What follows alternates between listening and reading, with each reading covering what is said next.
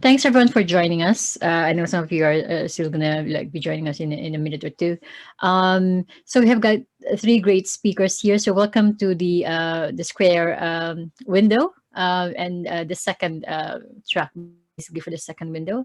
As you know, this is the fourth year of Map Camp, and I'm very happy to be involved, and I'm happy to welcome our next three sets of speakers.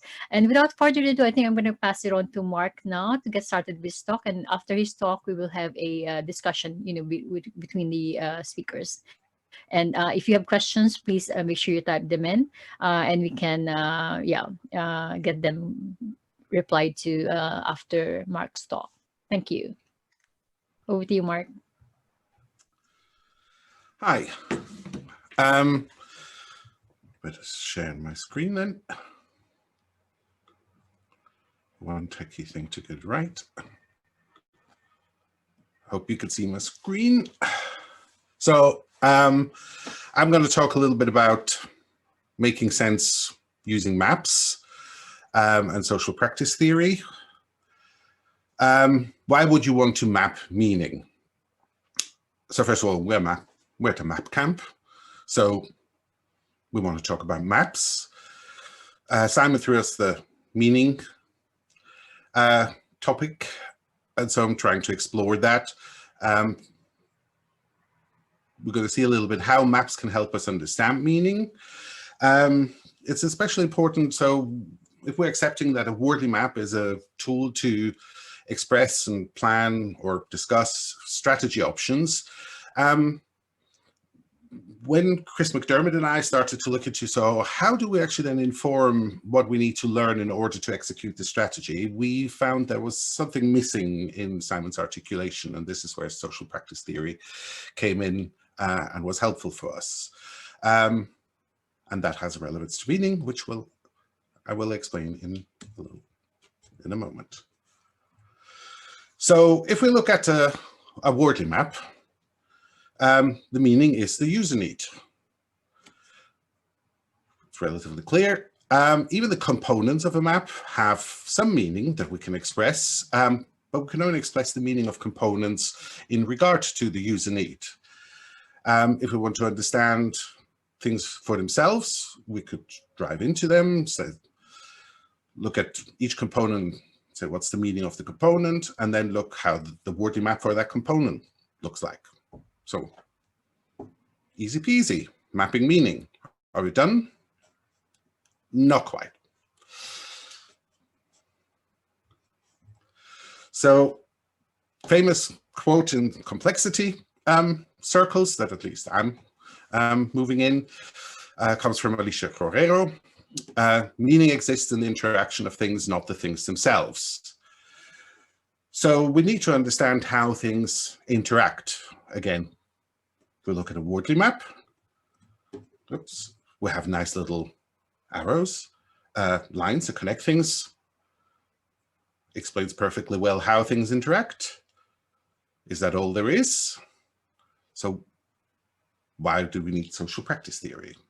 So in order to explain why we found it useful to understand how things interact and how we need to improve, I need to delve a little bit into what social practice theory is. So the core of social practice theory is, first of all, that we use practice as the means of analysis, as the unit that we're observing, that we're investigating. So you could say that a wordly map has a bias towards the material. And you can see material is a component, is an element within a practice. So social practice theory says any kind of practice has three elements. It has meanings, can have many meanings, because competences, and has material. Quickly explain a little what these means.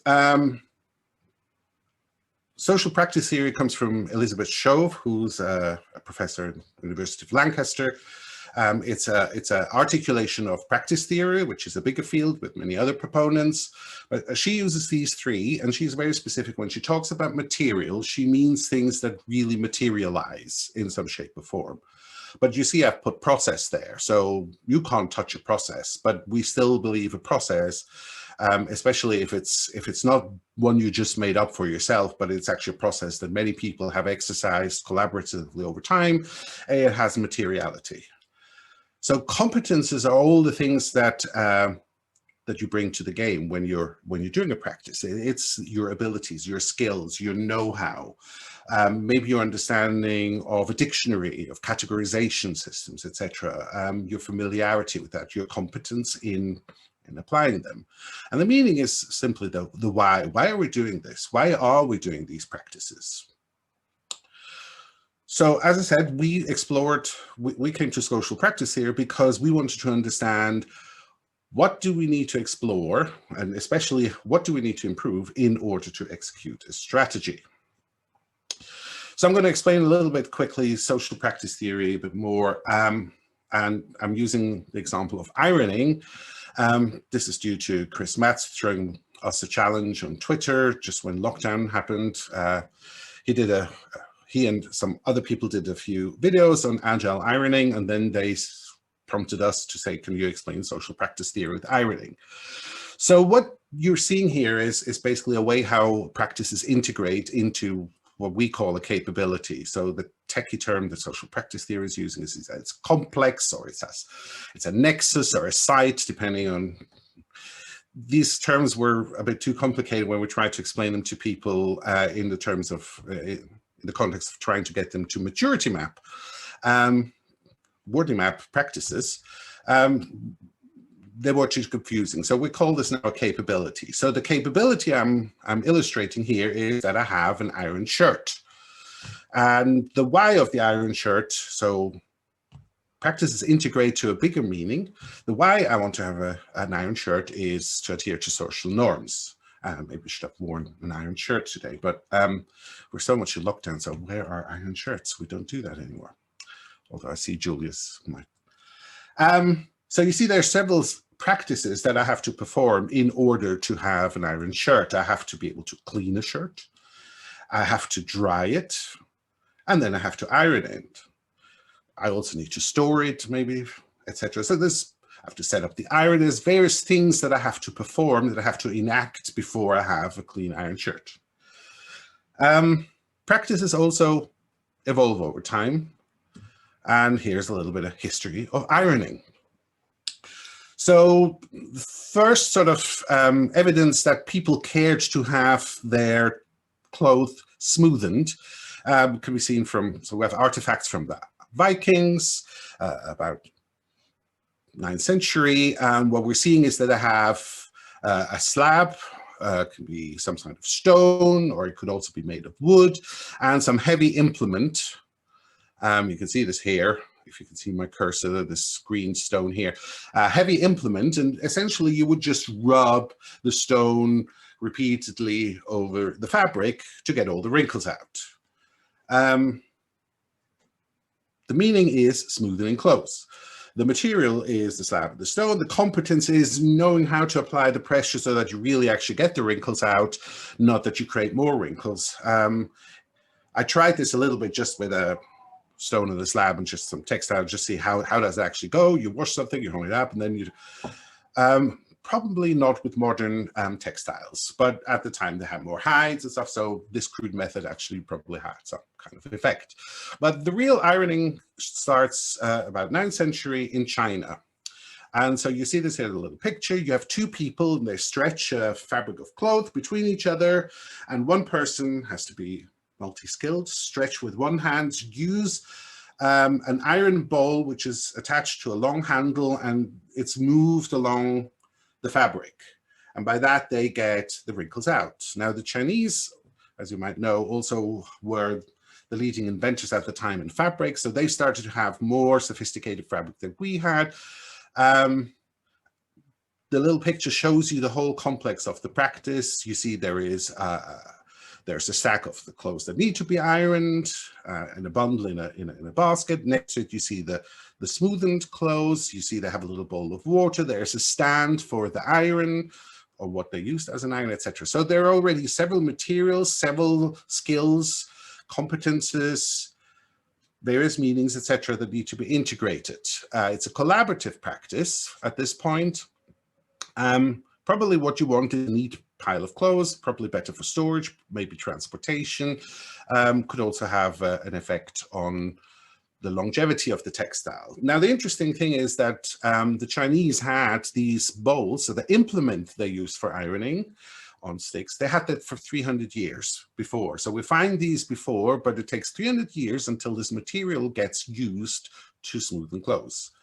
And that's often the case, that practices actually start kicking off being influenced by material competences from other areas, but then start to develop a meaning on their own.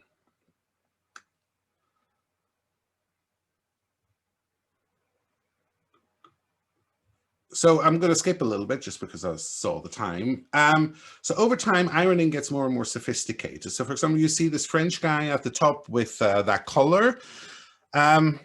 That required the invention of new iron implements.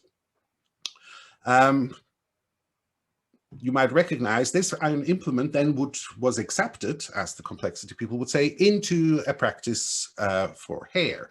So you would start modeling hair. So it's the curling iron in the beginning. Another aspect of practices that's very interesting is how it materializes competences. So today you have, in an iron, you have a spray, you have a thermostat. The spray is already, the nozzle is positioned so that you don't need to be good at spraying. You just press the button, the water will go just in front of the iron.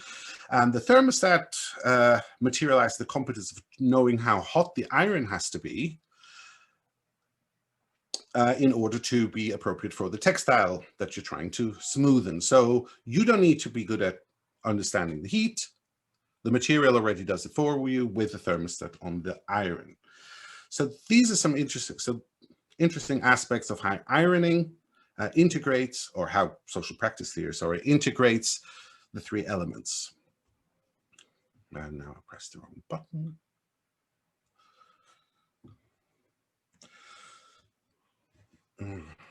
Sorry.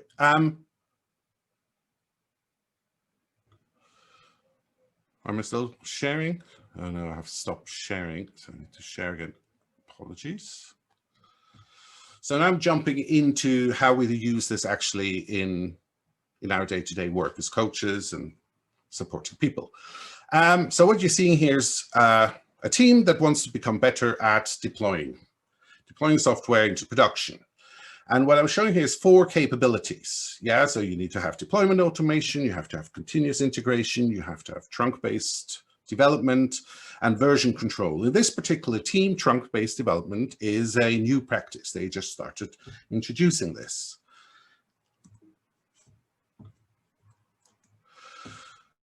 But there's a different way of showing these practices. So the previous slide I showed you, that's more traditional wording mapping, but this is now social practice here. And I'm just showing you the meaning. Why are we doing these practices? And you start to see what I call meaning fragments. So at the top, you can actually see that the purpose of having this map was twofold. On one side, we had an accountable executive and says, I want to lower the costs of change. So this is what I want the teams to think about, where the team basically said, we want to do less toil when we do deployment, when we deploy code. And here's the various meanings that integrate together to deliver both of these needs. And as you can see, these meanings connect. Now I'm adding just in the competences and the material that you're needed. You can see, okay, integrates changes daily. They're really not very good at that because they just started doing it. But in this particular case, so this is a canvas that we're using to do these maps. We also write down help and hinder. You can actually see there's some money available and some door experts. So there's people who can help us develop this practice. So it's easy to see once you position these things, how you can improve. You can have discussions. You could maybe say, okay, Bash is as good as it gets. Maybe we need better material than Bash scripts for deployment automation. Maybe we want to use something else in Jenkins because it's just a pain to use, etc. Exploding a capability into the elements of a social practice theory makes things more tangible so that we could talk about how we want to improve them and how we want to learn. How could we, so what do we need to do to execute the strategy? This is just quickly an example of literally where we were exploring meaning to understand what's going wrong in an organization in terms of particular need. So the need here, again, we're more in the Wordly territory, just one need, is a team member who wants to know what's the next item of work I should pick. So they're looking for a work item, you see at the top. They know maybe from a planning session what work items roughly were available, but they go to the backlog to see, so what's the highest priority and what should I pick next? Now the backlog equally is,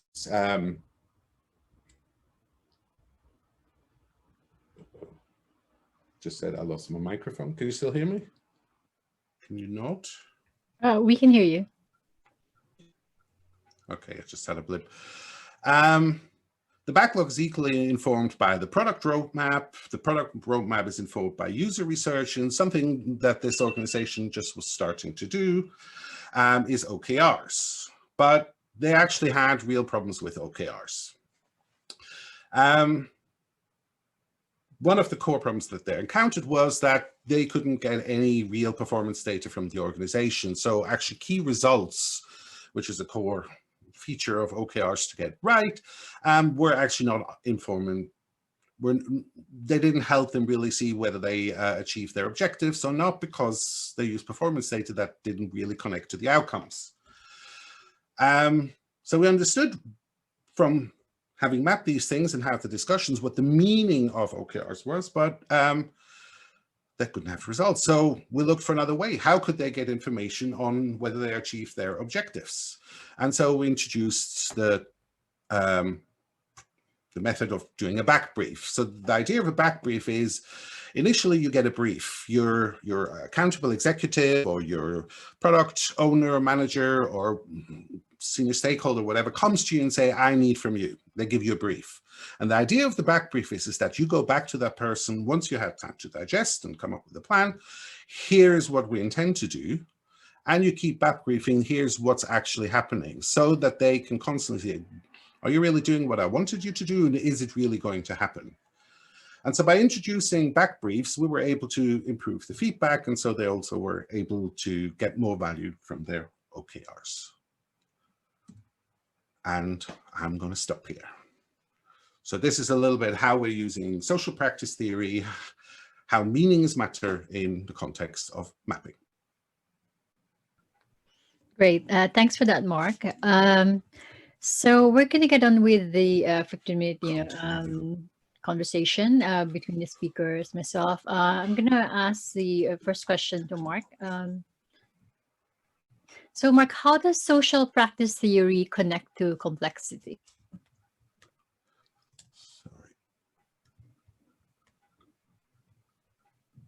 Can you hear me, Mark?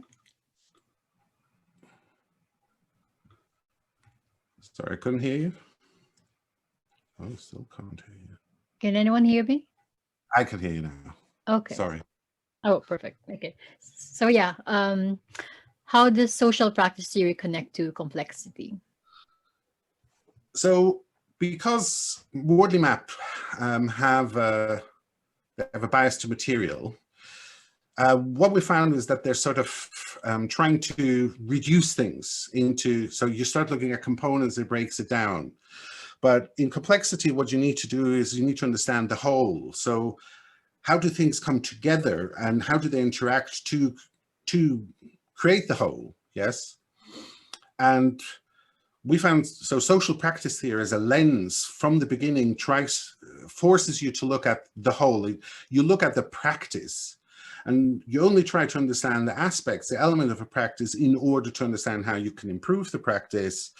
But it starts with this holistic point of view that you're doing something for a purpose in a context. And so this is why we found social practice theory lens has a natural affinity to complexity in that it actually look how wholes also integrate into bigger wholes. And so it has a less reductionistic framing than, I mean, I should always say you can do all these things with Wordly maps. The way we're using social practice theory in Wordly maps, we call it maturity maps, but they're just to show they're a very special case of Wordly maps. Then they're still Wordly maps, and everything we do, we actually did derive from Simon's work and social practice theory. Thanks for that, Mark. Julius or Sonia, do you have questions for Mark? Shall we start with you, Julius? Yep, I have one. So when you're using this lens of social practice theory, has that helped you figure out um, something that you're missing when you want to introduce a new component on a map or take away a new component? Has that helped? So you're in a team or Yes. in a particular context and you want to introduce So I just something? showed you in the last example. What I showed you is basically artifacts of alignment, so to speak. And what it helped us see was where the alignment breaks. So where do meanings no longer communicate, where actions or practices no longer connect to the outcomes that we're seeking actually in the bigger picture. There's other examples, literally, so usually my go-to when I explain maturity mapping is introducing a technology into an organization. So you have your CIO coming from the conference and say, oh, there's this new wonderful thing and we just need to install it. And within a few months, we're going to have all these benefits. But then, so you roll it out and nobody knows how to use it. And what you always experience is actually, so you give people a new tool without actually really talking through how that needs to change their practices. What they're going to try is, how can I make the tool just do the thing that I'm already doing? Yeah, so you're applying, you're repurposing the tool to your existing practices, to your existing meanings, and so you're not getting the benefit. Also, because we're just looking at the material when we roll it out, we actually don't anticipate, hey, we have to change practices, we have to change competences, people maybe have to be trained. Do we have enough people who want to learn this? It's like, you don't think about these things. You just say, technical capability, yeah, just give it to me, yeah. So I worked in a bank and they did exactly that. The CEO came, here's great piece of kit. He thought within 3 months, we're going to see benefit. Because I forced them thinking this through from a social practice theory lens, and I didn't talk about social practice theory, I literally just used the things that say, okay, so who has these competences? How would we be using these tools differently than how we're using currently tools? Just make them ask these, just answer these questions, think them through using maturity maps or using Wordly maps.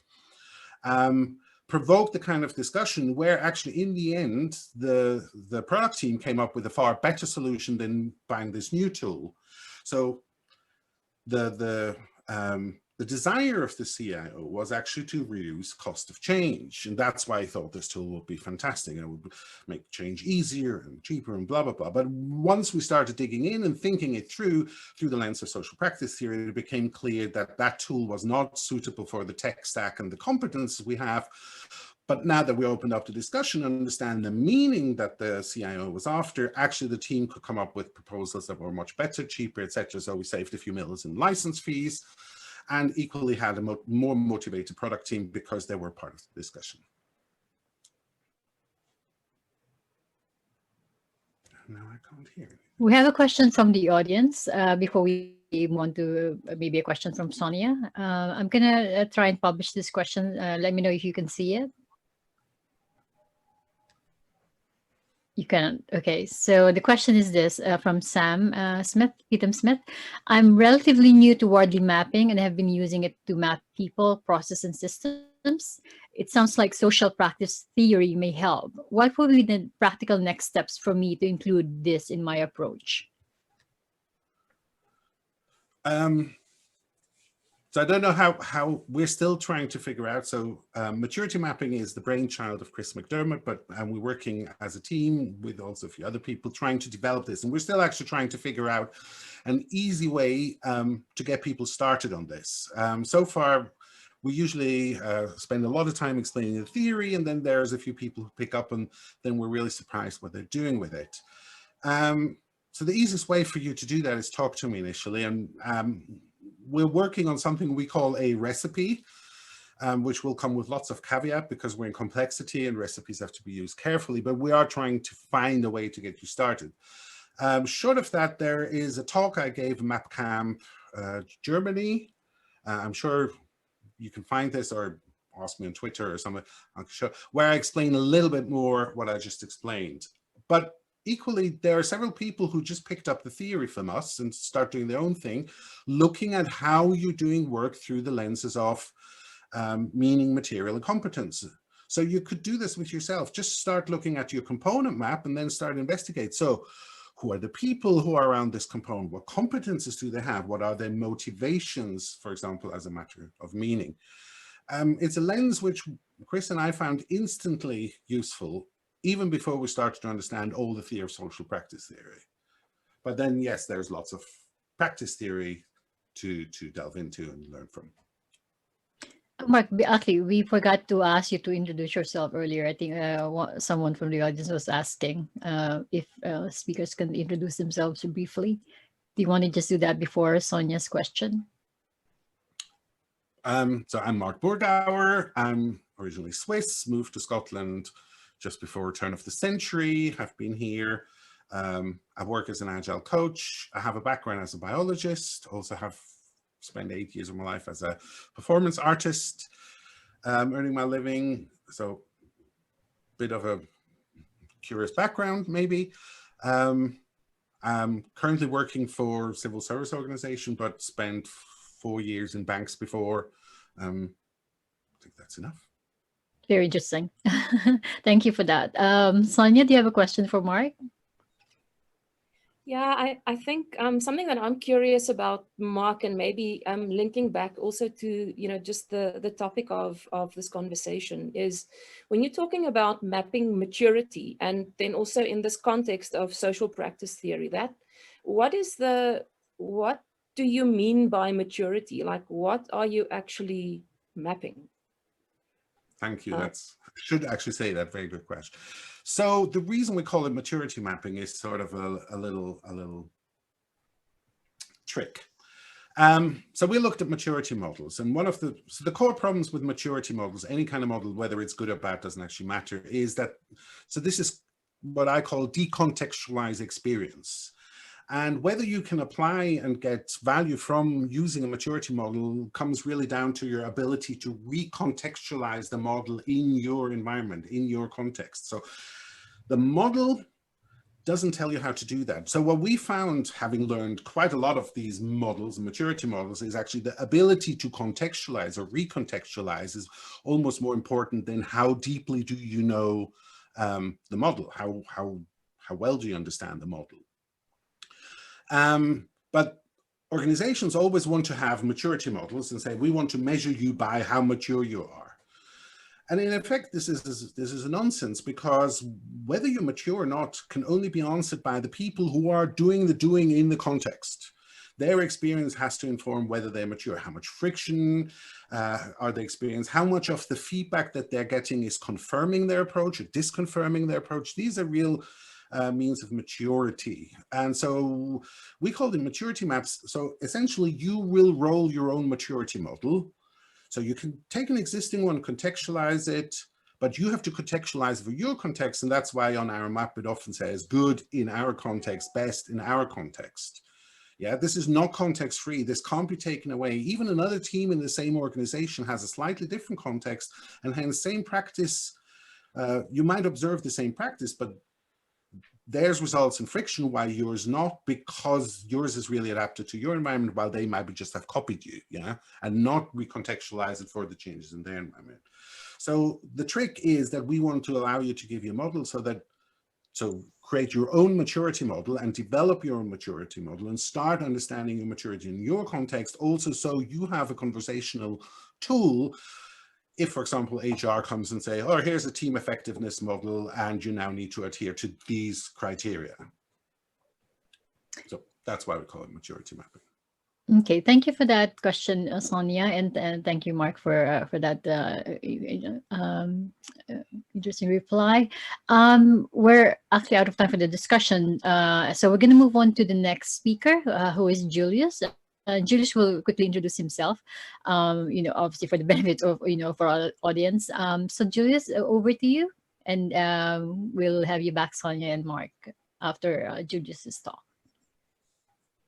Yeah, right. So I'll share my screen. 1 second.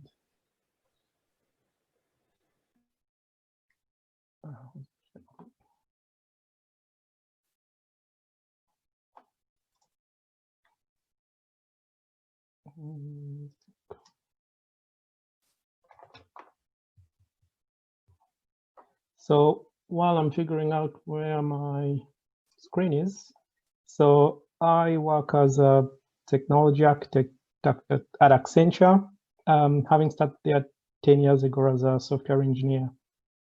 Oh, where's my, okay, here.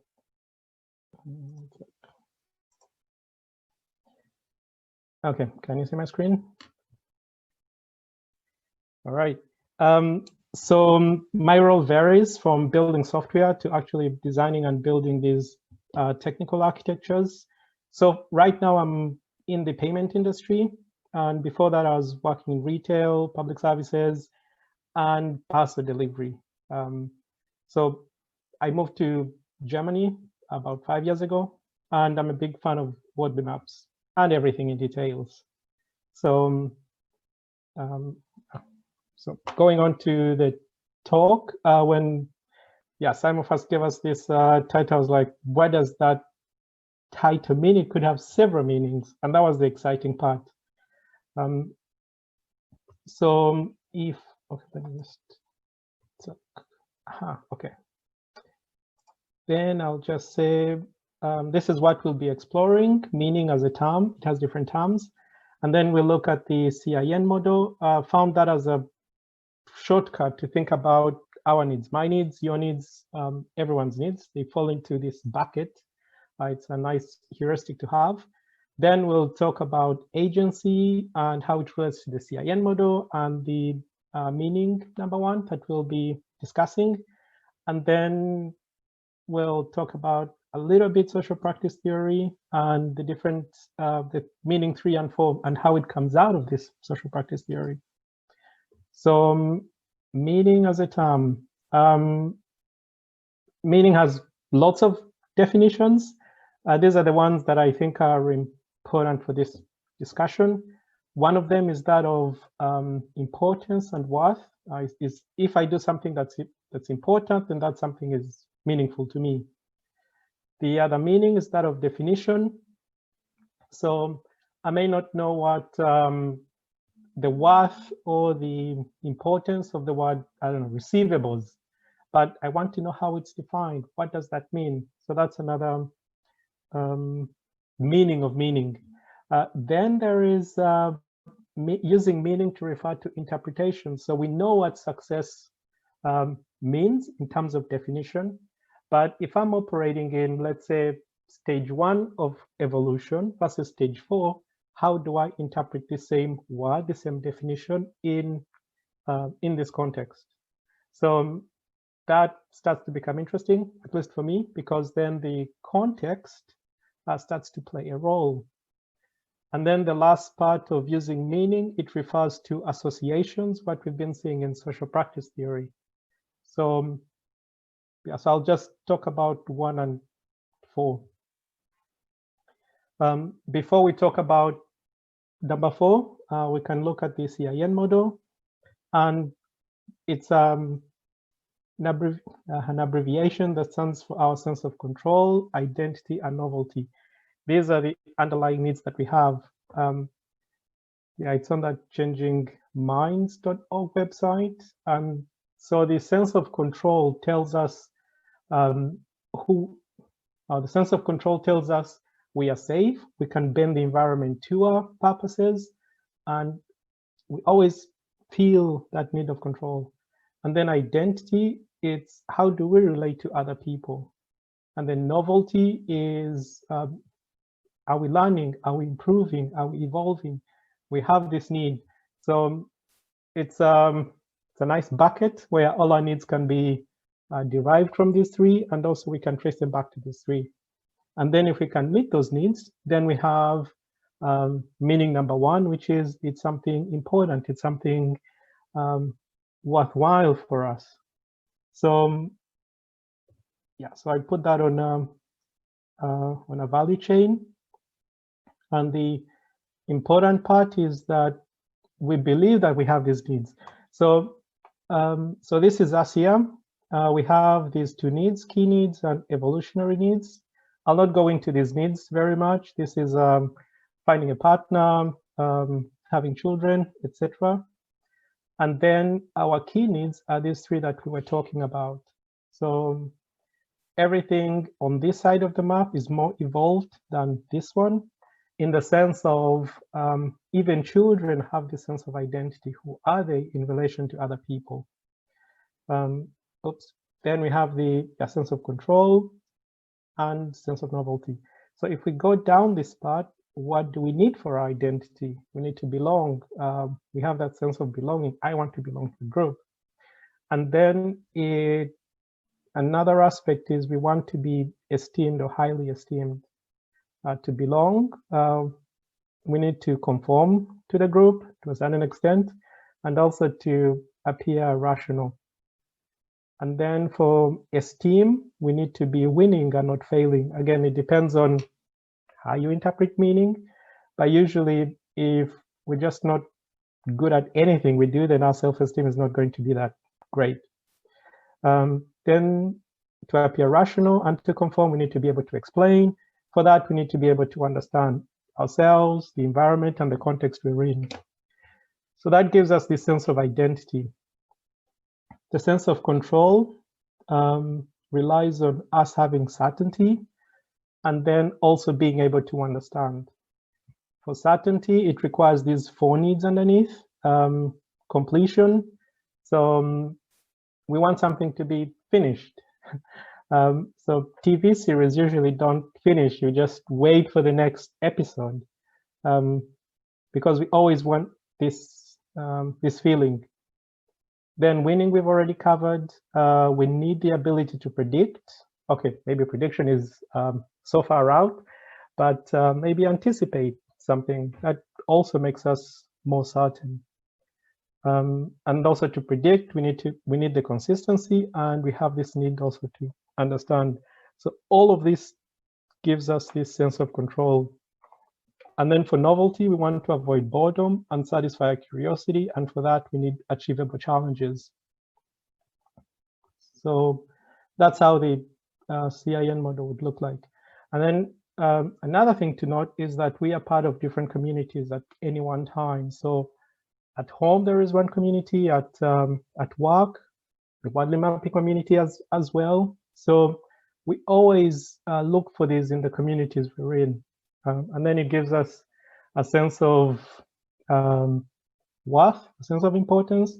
So if in all the communities I'm involved in, I have no sense of novelty, no sense of control, no sense of identity, then it's what I do or what I am is really not worth much. As in, that's very, very hard. So the CIN mode applies to us individually and also to groups. So if a group has those needs met, then it's worthwhile. It's meaningful to be with those people or to work with those people. And then to bring that into more practical terms, we go to agency. And for that, I'll be borrowing from Jay Bloom. He had an excellent talk, whole work, socio-technicity and DevOps. So where agencies compared to autonomy in a group context. It was excellent. And then that's the ability to choose an action to take and be able to observe the results of those actions in the system one acts in. So I'm making a decision to act, and it's in the what will benefit the group, not just what will benefit me, but what will benefit the group using my skills. So that was the talk. We applied it to these three parts, so purpose, goals, and process. So I can see how my actions modify our purpose. So I can change something, and then I can get the feedback to see, oh, was that good or bad? Same thing for the goals and same thing for the process. So it is our purpose, our goals, our processes. It's not just mine. I mean, here now we're in a group context. So for that, I put that here underneath these key needs, because if I can change the processes of the group, then I already have this sense of control. I'm already part of the group, so the sense of identity is taken care of. And because I can change stuff, so process, goal, and purpose, I'm not really bored. If I cannot change that, then it's pretty boring. And then I haven't connected them because they are circular. And then this part is also much more stable and not as context specific as a goal or as a purpose. So that's how I've represented them on this map. And then when people become more and more senior, they have the ability to change this, and then further on they go this side. Okay, so then if we can do that, we have our meaning number one, as in it is important, it is worthwhile to work in such an environment, to be part of such a community. Okay, now we come to doing and this meaning number four, social practice theory. Okay, it combines what we do and this meaning number four of coming from what we do. Again, we'll see more details, which is what is associated with the things that we do. Okay, that's the book, and this was also an interesting post. So everything we do, like Marc mentioned, has these three parts: meaning, material, and competence, and they can also be connected.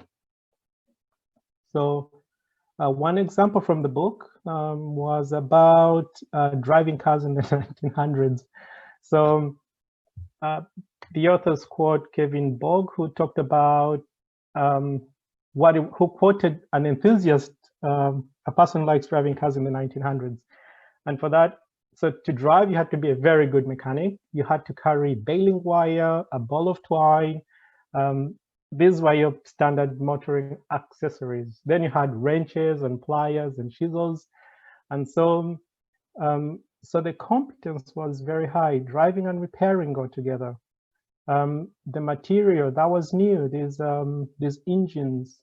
And so what was associated with the act of driving was adventure. It's adventurous. Not many people could afford it, so it signifies wealth and innovation.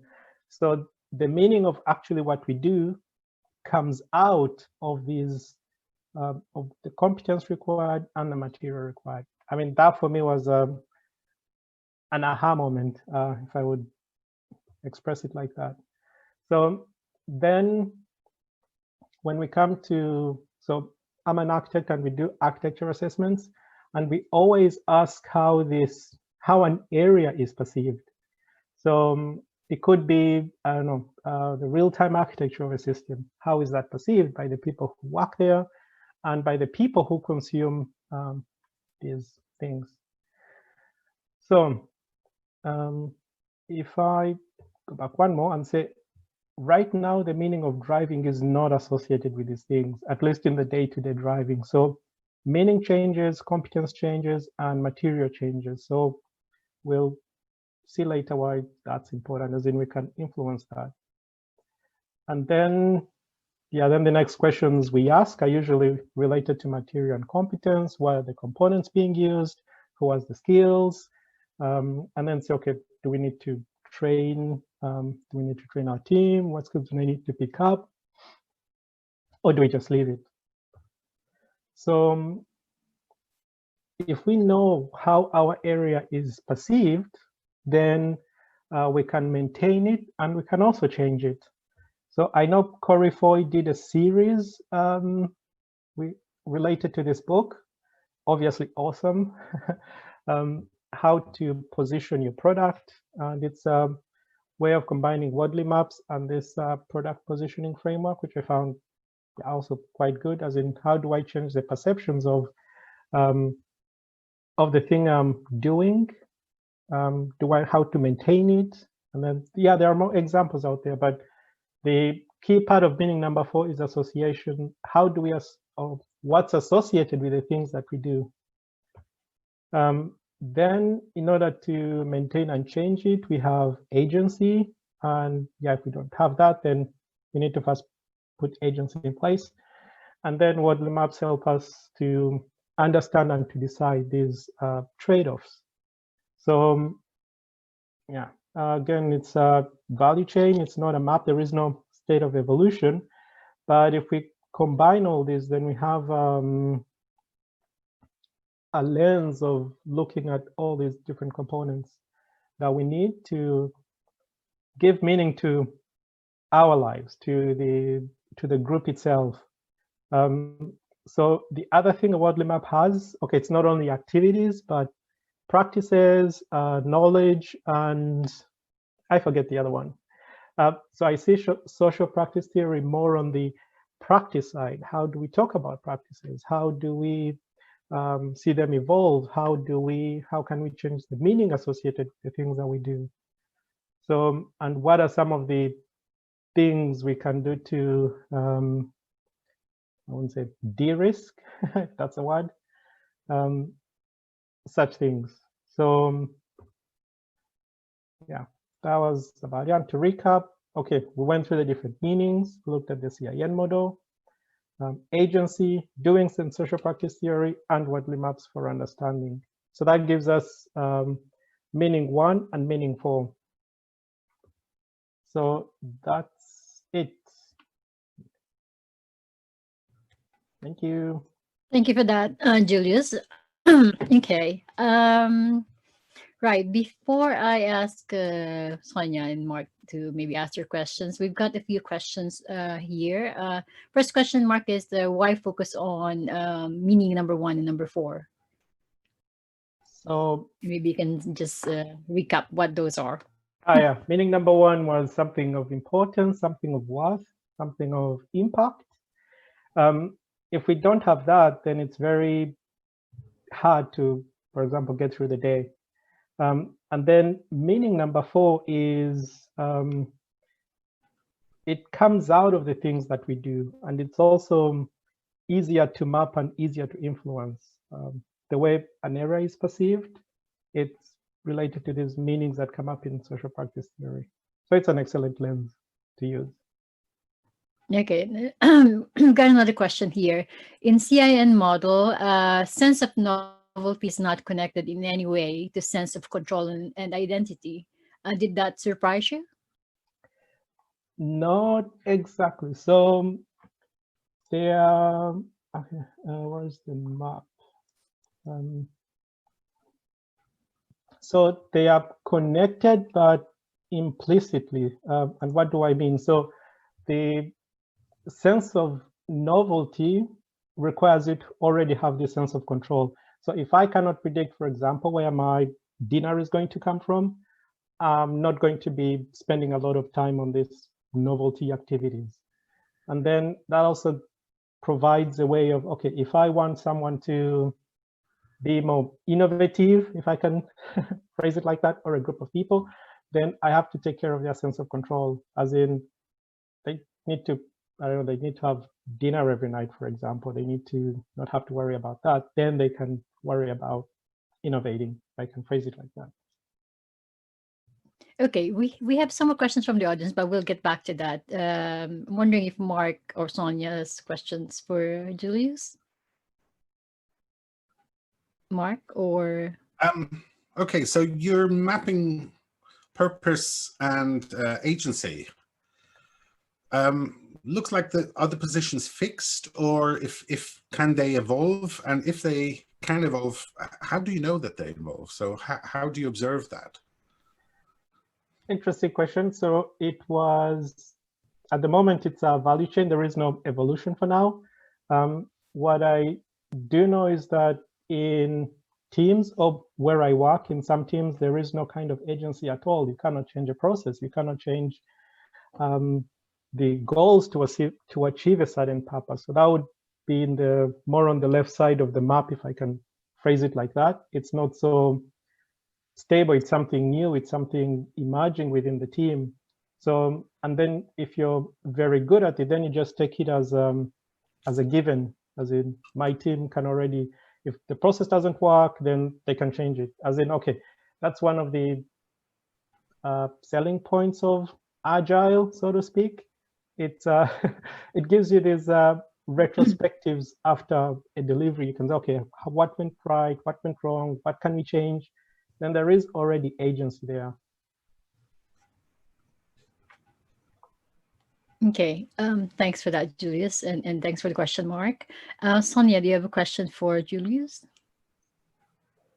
Yeah, Julius, I had a question mostly around CIN, and I guess what I'm curious about is if some of the things that we need in order to have a sense of meaning is certainty, understanding, consistency. I'm wondering, how then do we find meaning in uncertainty and in messiness? That was, kind of where my mind went. So I'm just curious how you reflect on that. Yeah, so with complexity, it basically goes to the underlying components and it just gets rid of those. So there, you cannot predict, as in there is nothing. And that attacks this sense of certainty that we need. But even in complexity, it's not like, you're just left in the realm of uncertainty with no way to deal with it. I know one of the, what was it, these safe to fail experiments. It's like you're trying out something to be able to catch the unintended consequences. And that it's not like you're left and you're just in this realm of chaos to deal with all these things, even the things that are coming out of complexity theory to help us cope with uncertainty, they feed this need of understanding, this need of, okay, not to predict, but to what do I expect when I'm in a complex environment? And that feeds into, okay, it's not control that I can change something, but it also gives us levers that we can pull. Okay, any more questions from you, Mark or Sonja? Okay, we've got one from the audience. This is from Chris Donnelly. What trade-offs do you typically consider when deciding whether to increase materialization? If it can make something easier. So like the ironing example from Marc that he gave. So if the technology is there, if the tooling and concepts are there, then if I can take some of these competences and put them into the material, then you no longer have to worry about, oh, I need to be a mechanic to drive, for example. My car does everything for me these days. If it's an automatic, if it puts on the lights automatically when it's dark, I don't need to worry about that. So, and so on the one hand, there is that side. And then, of course, there is the effect on meaning. So if I can make things easier to use, then it's not going to be perceived as that prestigious, or you need to be an expert mechanic to be able to drive. Even my grandma is going to be able to drive. Then how are those people who've built their identity around being good mechanics in order to drive, how are they going to cope? So that depends on depends on the context if you want to go down that route. But yeah, interesting question. So those are kind of trade-offs, but I would always make everything easier so that we can build on top of that to go even farther ahead. Okay, and Mark, go ahead. Can I come in on that? Just because it's something that I think about a lot. So one of the ways I'm using it is, can it help us stabilize the context? So materiality, so when we materialize competence into the tool, that makes assumptions about the context having a certain stability, but it's a two-way thing. So on one side, there needs to be a desire for stability and an opportunity for stability, but equally then the tool can help reinforce that stability. But equally then there's the coin, the other side of the coin is when you actually start, when the context changes and you start things going haywire, having tooling might prevent you from realizing what competences or meaning you're missing. So that was a recent insight. That's in the time sometimes that when you want to remove some materiality, when you want to remove some tools and see, okay, let's do these things more manually, or because that gives you the experience to understand how the context has changed better. So materiality is good when we actually can achieve more stability on the context, more so predictability would be one of the criteria that you're actually achieving that. Are things behaving the way you expect them to? Okay, Sonja, do you have another question for Julius? Or maybe go ahead. Not really, Jen. I think maybe, you know, I was struck a little bit just by, you know, how many of you know, the things, even just linking to our sense of self-worth and identity. And, you know, I think, Julius, one of the things you said was, you know, about having wins. You know, and I guess where I'm a little bit, not stuck necessarily, but what I'm curious about is just how many of the things that were mapped there and our current context seem not incongruent, but in tension with each other, you know, because in a context that's continuously in flux, it's hard to not fail, you know. So I guess that's, you know, where my mind is going. So not a question really, more a comment. Okay, there's a comment here actually, comment question from Ian. Stabilize the context sounds like control over the context. Not sure if I understood correctly. Maybe I didn't. I'm not sure how you control the context. Okay, so I think that's for me. Think about you're riding a bike, yeah? So in order to get stability, you need to get to a certain speed, yeah? And if you can then maintain the speed, the bike stays stable. So that's how tools can help you create a stability. But it does require that there is a road, that the surface is fairly even, that the bike actually itself moves without too much friction, because all of these things can impede your stability. So if you go over very rough terrain and you have like a street bike, then you start to realize, oh, I'm having the wrong tool, because you can't do anything with a street bike to gain stability. But if you would have a mountain bike, the mountain bike is designed to help you again with the stabilizing you. So that's the same with the tooling. Okay. Did that help? Hopefully we'll find out, you know, whether Ian adds a comment. There's another question here from the audience, from Mario Pat. Does materiality have more emphasis on complicated or clear kinefin domains? I hope I'm pronouncing that correctly. That makes me think materiality is a constraint to be managed. That's for you. I'm still new to complexity, so Marc. All your questions. Yes. Yeah. In principle, you're right. So so as I just said, materials also, so using materials or using tools actually sort of abstracts the experience level away. So if you're in complexity or chaos, you want more authentic experience. So I would say you should be careful with using tooling.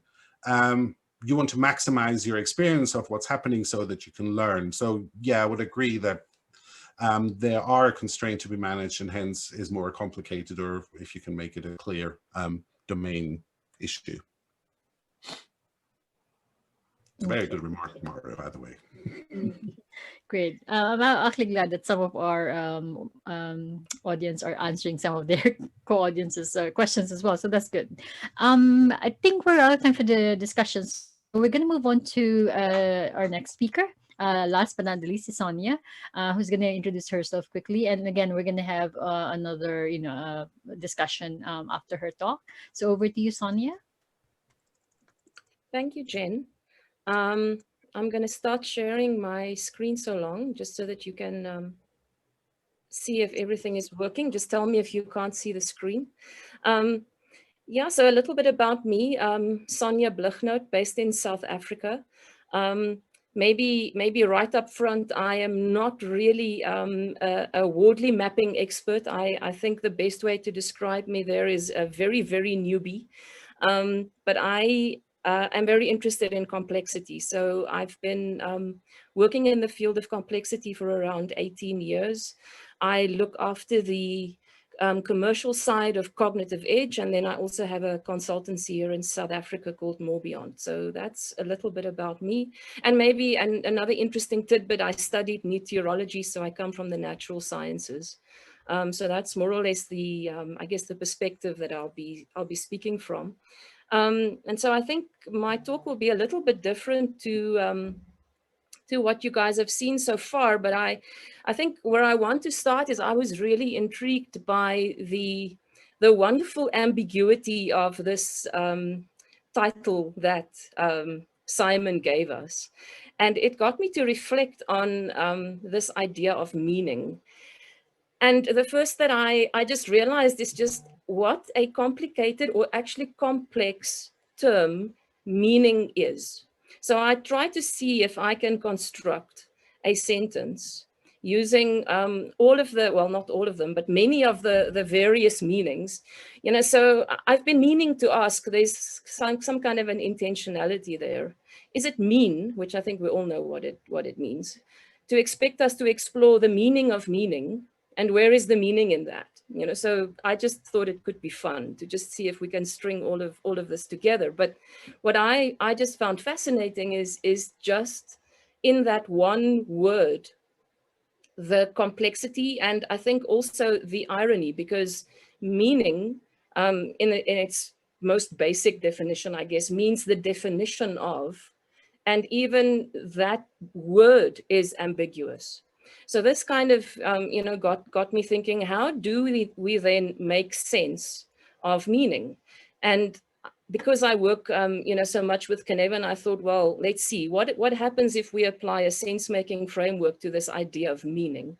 So, and I appropriated one of the Cynefin drawings that Sue Borchert made. I think I saw she's on the call. So Sue, thank you. I think I did put your name there. But so if we had to look at, you know, in the clear domain of Cynefin, where clear cause and effect relationships, you know, where everything is self-evident, you know, I think the idea of meaning as a definition, I thought would probably sit there. And then, you know, linking a little bit to some of what Julius was talking about, when we look at meaning as interpretation, I think it's arguable, but I thought, well, maybe that could be uncomplicated, you know, and some of what we've been talking about in terms of meaning in relation to social practice theory, etc. I would say that is kind of a complicated meaning of meaning. But then when we look at things like worth and meaning relating to motivation and to purpose, I thought this is starting to go into that complex domain. And I thought, because Marc quoted Alicia, I'll refer to Alicia as well, but she, in one of her books, she talks about how do you infer intent in a complex system?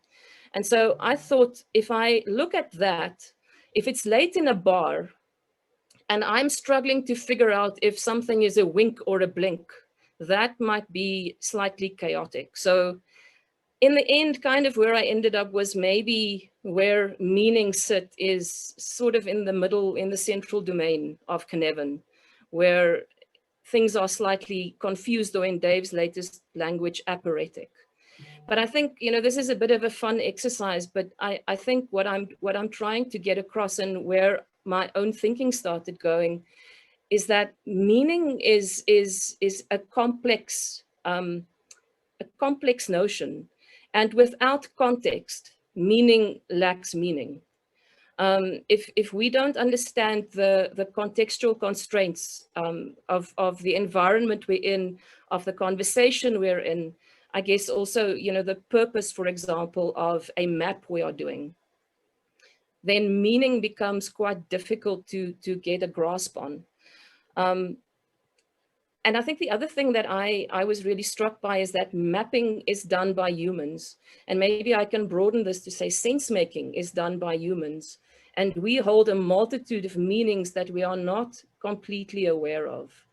I think, you know, just thinking about the question I asked Marc earlier, so when you talk about maturity, what do you mean?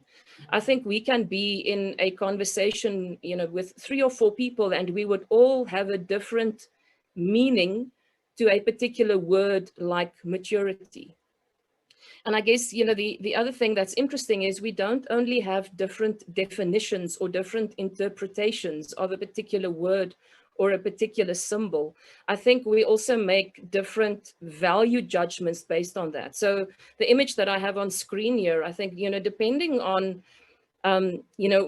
things like where you grew up in the world, some of the stories that you hold in terms of, what makes a good or a bad human? What is a good or a bad decision? There's so many ways that you can interpret this image. It's a very nicely ambiguous image, but I suspect that, if we were able to poll the audience or to just have a conversation, most of us would have very different ways of making sense of what's going on there. And I recently came across an artist. He's actually a comedian. And I've got no idea how to pronounce his name, so I'm going to try my best, but it's Ursus Verli or something along those lines. And he plays with the idea of tidying things up. So I thought this would be fun. You can go and have a look at the book. So he calls it Tidying Up Art. He also has another one of, I think the art of tidying. But I think what's really important here is sometimes if we feel like we need to tidy things up, if we want to make things too simple, if we want to bring order, then we lose meaning. We lose that wonderful ambiguity. And if you look at the second one there is also the cover of the book. I think we also start bringing deeper meanings to this. So if one way to look at it is, okay, the room was slightly messy, I'm going to tidy it up. So I've got a messy room, maybe a little bit incoherent, let me make it a bit tidier. But there's sometimes also a value judgment in that. So, good people are tidy people. There's and we never really know what it is that we're dealing with, with all of these various meanings. And so when we, sometimes when we run Cynefin processes, we come across this, for those of you who've done it in groups, but very often we find that people assign different values to the various domains. So instead of just looking at these domains as being different in nature, we see them as being different in value. So, and we can see it in the general media as well. Whenever, for example, Harvard Business Review talks or writes about complexity, they tend to put verbs like taming complexity or simplifying complexity, in the title. So it's almost like we, complexity and being in uncertainty is something that we need to get away from. So if we can move it into complicated, then that's slightly better. But if we can get it to clear, that's best. And I think another way that people would describe this is, they see, complexity as quite scary, and they feel very comfortable in the more ordered domains. And then we have people who see the world very, very much the opposite. So they would see, and I think I'm slightly in that space, they would see everything that sits in the ordered domains as very boring, and things that sit in the complex or even the chaotic domain as really fun and interesting. And so we have these lenses that we look at the world through, and we can't help but bring this kind of into any conversation that we're having, and also into any externalization. So a map that we create, I think even, linking back to the practice theory and materialization, sometimes even the tools that we create kind of has this, I don't necessarily want to call it a bias, but it comes from a particular way of looking at the world. And so I think what just became clear to me is that those doing the mapping and those interpreting the maps, we each bring our own meaning making into the process. And to my mind, this is something that we need to be aware of, and we need to remain aware of. But I think it's also a big part of the value that these kinds of processes bring. I think, you know, in a conversation just before this session started, Marc mentioned to me that it's not necessarily about accuracy. You know, it's about just getting some kind of an artifact out there so that we can negotiate, I think, a joint or a shared meaning. And so where I'm ending up with is, I think collective sense making is complex and it's messy, and that is probably the beauty of it. And this is another one of Ursula's various images. But I think very often we tend to tidy things up to such an extent that we lose the beauty and also sometimes the usefulness of these sense-making processes that we're engaging in. If we're not able to embrace that messiness, I think sometimes we end up with maps and with processes that are that have kind of been stripped of their richness and that see the world through one particular lens.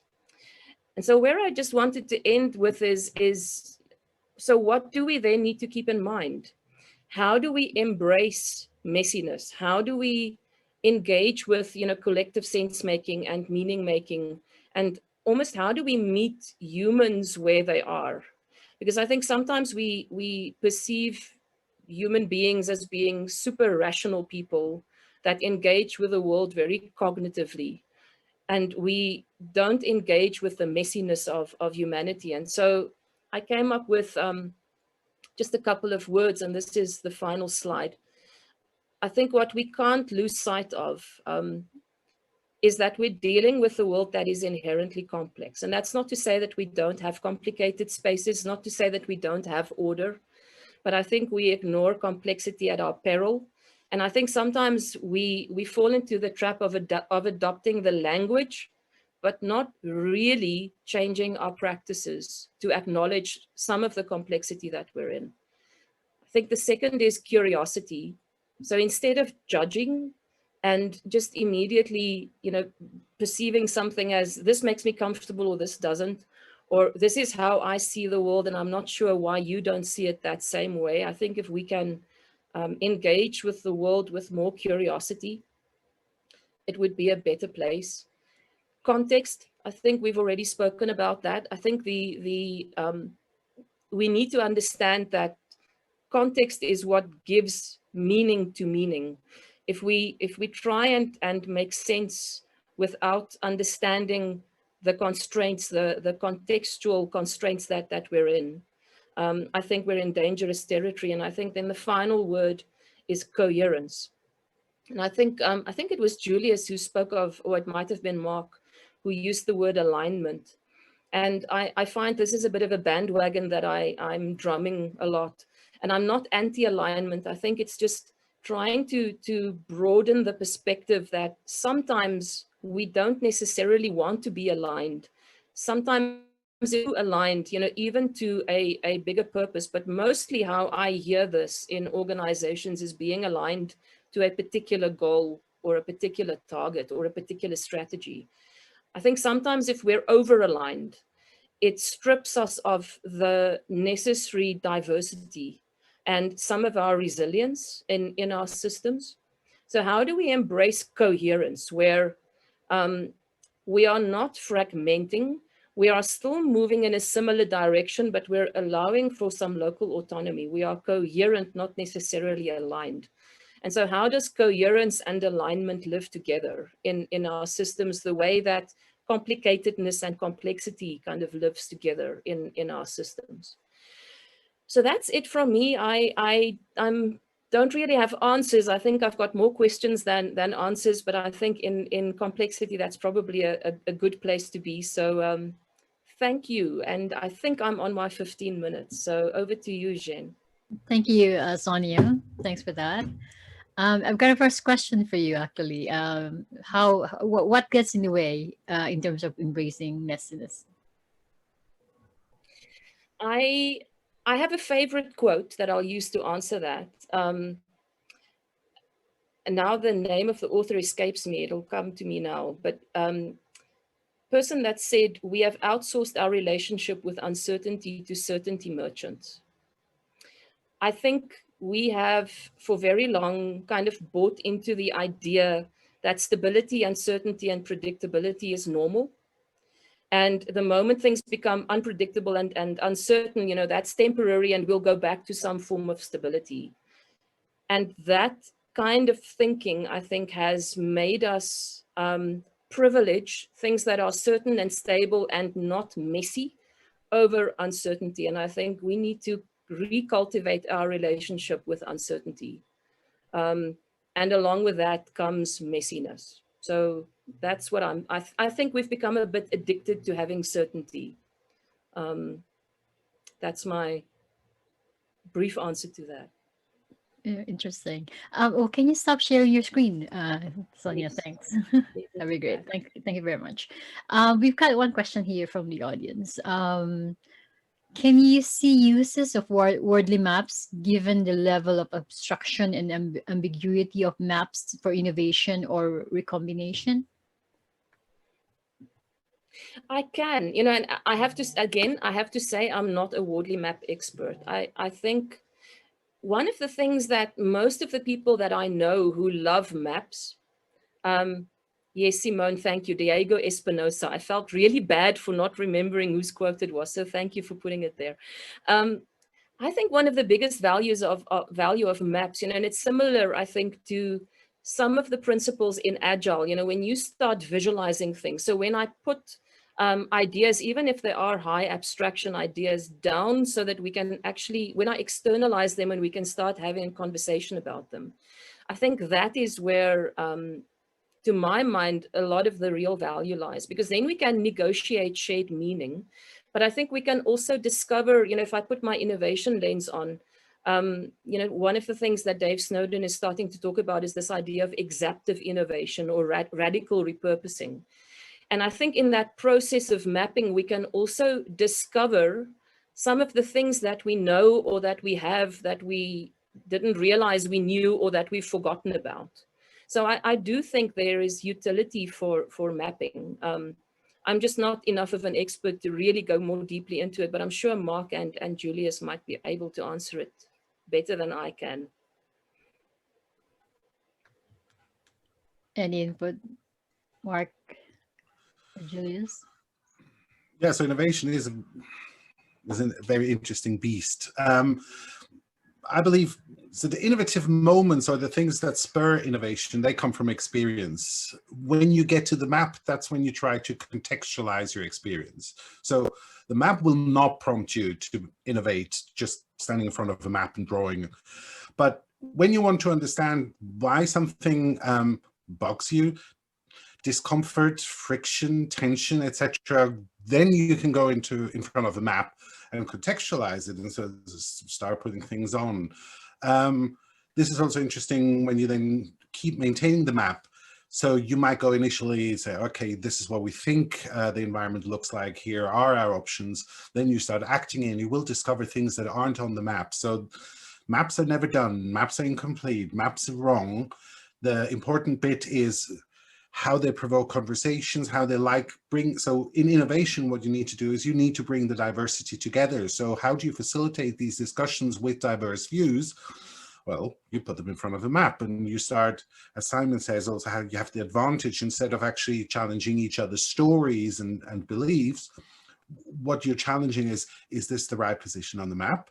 How should we move it? What are the options, etc.? So it's depersonalizing also the critique, so to speak, of our understanding. So map is a tool to contextualize your thinking. Innovation happens elsewhere. Interesting. Julius, any input? Relate to one of the questions I had, as in how do we become aware of these lenses that we don't know that we have? And one way is, like I mentioned, putting things out there on the map and see how others react to it, what they say. And if you have people that, if I go to the Boyd's OODA loop, different orientation, then they can say, oh, but that doesn't make sense in my mind, or the way I see it, then it's a lot easier to bring us together, and the innovation happens afterwards. Yeah, like Marc said. Okay. There's a request here. Sonja, can you define coherence again? Coherence is, it's one of those words that I find really difficult to define. But I think what I said was, if we're moving in the same direction, more or less between, within the same constraints, then we can have some local difference, local autonomy within. It's almost like creating a cone of coherence. In terms of a definition for coherence, it's one of those interesting words where it's easier to define what incoherence is. So I think we all know when something is incoherent. So when I've had one or two too many beers and I speak, my language become incoherent. My sentences no longer make sense. So it's easier to almost understand what coherence is when you look at what incoherence is. I don't know if that makes sense, but I've been struggling to find a succinct definition of coherence. I hope that helps. Thanks for that, Sonja. Okay, there's another question here from Chris. How have you successfully trained the need to move away from the addiction to certainty for consumption by executive teams? I'm going to repeat that. It's not easy. I'm not entirely sure that training would be the right word to use there. I think what I have seen is over the last couple of years, I think we no longer need to convince executives that the world is uncertain and that to a large extent, control in some contexts is mostly an illusion. I think nowadays they come into these processes understanding that they need different tools and different ways of looking at the world. I think one of the things that really work well is teaching them about, Dave Snowden talks about managers in complexity need to manage constraints, not be constraints. And I think when we help them understand that the fact that we're in complexity doesn't mean that there's nothing that we can manage, but we need to manage differently. And we need to switch from trying to control everything to how do we manage constraints. I found that that is a very useful entry point, because otherwise it provokes a lot of anxiety for people. When you start talking about uncertainty and unpredictability and some of the old ways not working anymore. So I find a focus on constraints, and then also giving them new language, using things like Cynefin, showing them where some of their existing methods and tools, where they still belong. So it's not about abandoning everything. It's about knowing what to use in which contexts. So I find that just kind of helps the process along. I hope that answers the question. Oh, yeah. Oh, Chris. Okay. There's another question here. A heuristic for complex or safe to fail parallel experiments. A portfolio-like approach. If I am unable to create a portfolio, there's only one of me. Is not control. It's not control and certainty the only remaining option when the experiment is not safe to fail. I hope that that's clear. If you want me to read it again, let me know.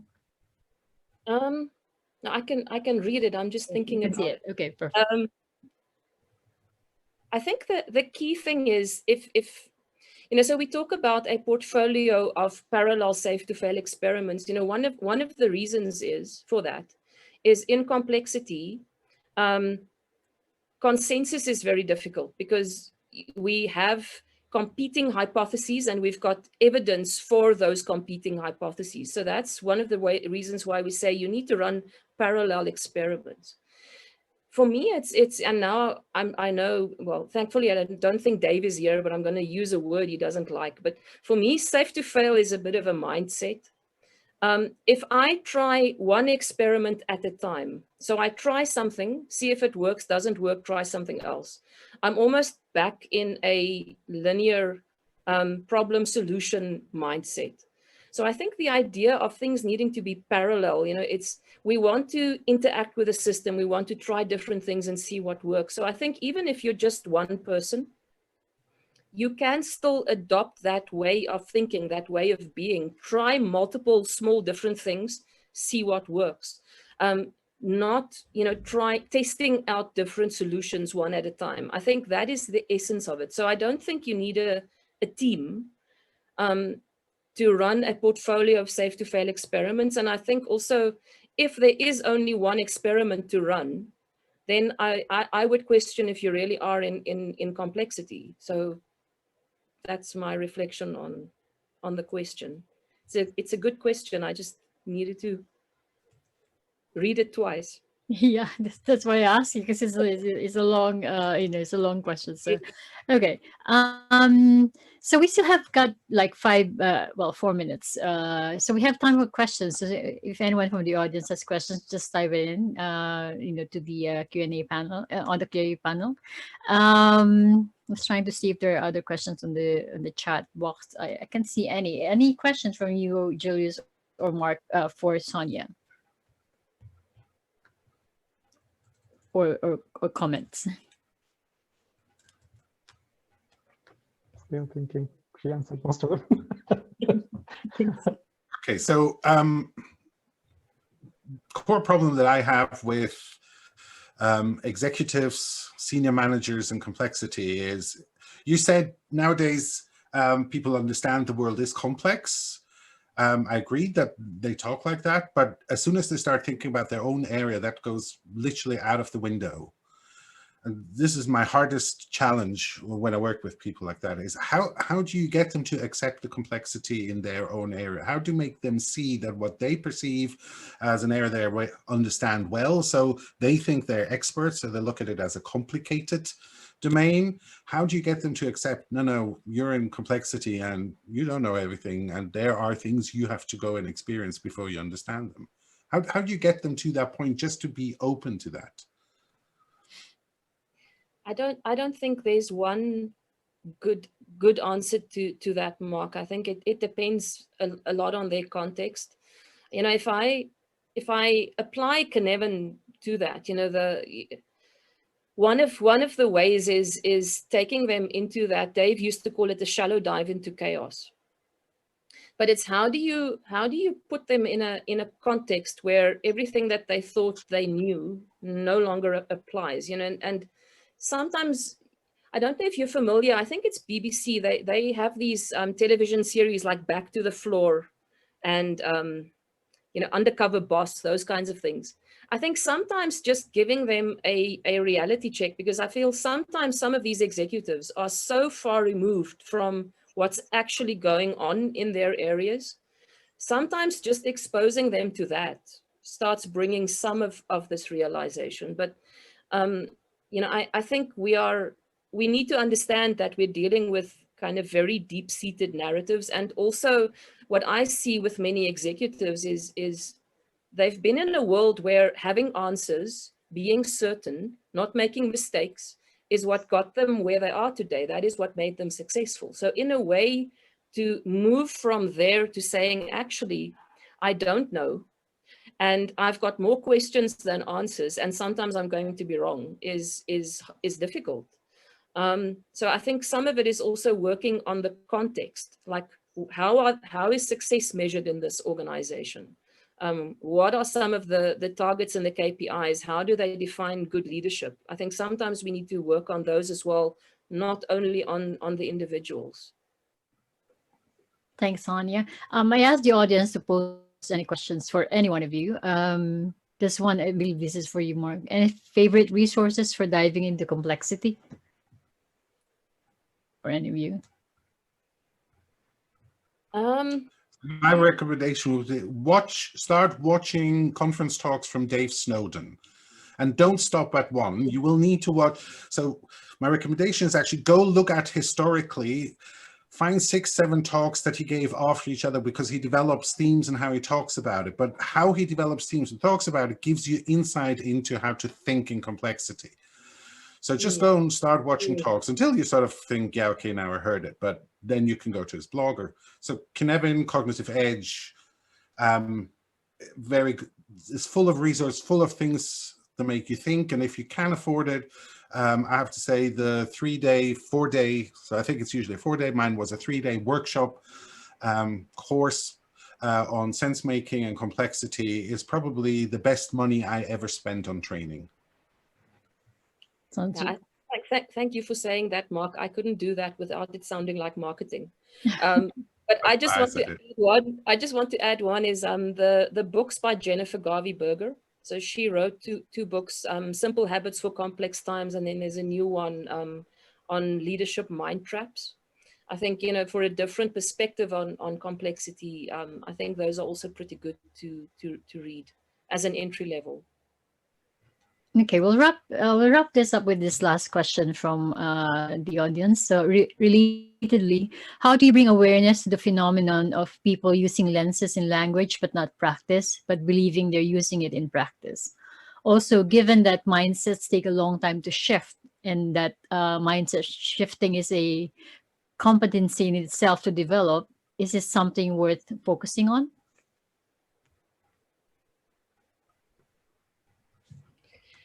I'm not sure that mindsets necessarily always take a long time to shift. You know, I think if we look at what's happened now with COVID-19 and the pandemic, I think sometimes, you know, if the environment changes or if the context around us shifts, you know, the way that we think sometimes, you know, can actually shift quite quickly. I think sometimes we just need to have the courage to challenge some of these things that we're seeing. So if people have adopted language, but they haven't really let it spill through into practices, I think sometimes it's up to us to call it out. I don't really have a, you know, it feels like the only real answer I can give is it depends, because it depends so much on the context that you're in and what it is that's behind that behavior. But and I think sometimes just putting them in a context where they realize it for themselves. We talk about descriptive self-awareness.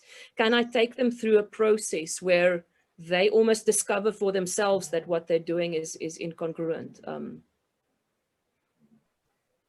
Okay, thank you, Sonja. Thank you. So thank you again to all our 3 speakers for joining us, Marc, Julius, and Sonja. Glad to have you here. And thank you for our, attendees, for joining us in this the square room, we call it. So I believe the next session will be a networking session from 1:30 to 2:30 p.m. UK time. So we'll be back in 2:30 p.m. in this room with another set of speakers. And thank you again to all our 3 speakers, and hope to see you again next year. We're all here like for the past 4 years, I believe. So yeah, it's been great having you. Thank you, Thank Jen. you. Thanks, Marc. Thank you, Jen. Bye.